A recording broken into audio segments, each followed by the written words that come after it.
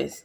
And so he reminded me that he gives us instructions to do certain things or to go certain places or what have you. And we began to say, well, God, I'll do that, but I just want to get my house in order. I just want to get my funds together.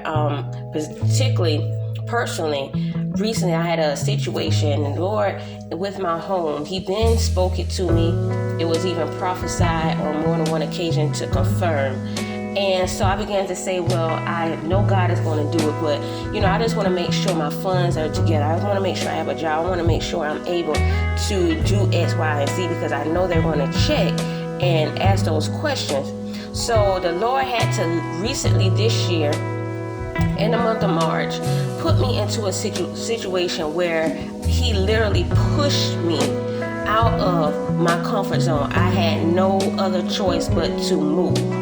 And it's just like that when he began to speak and say, this is what I want, this is the season I want it done, and he will push us out of our comfort zone, because I had none of what I said I wanted in line in order to receive my new home. God began himself to put things in position for me. He began to work a miracle out for me. And so he reminded me concerning the situation with the service that he began to instruct me to do.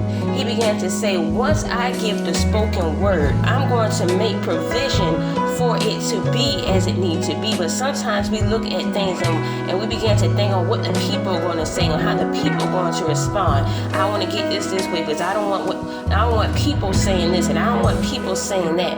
And we get out of what God has told us to do, and we stop looking at God, and we focus our attention on the people.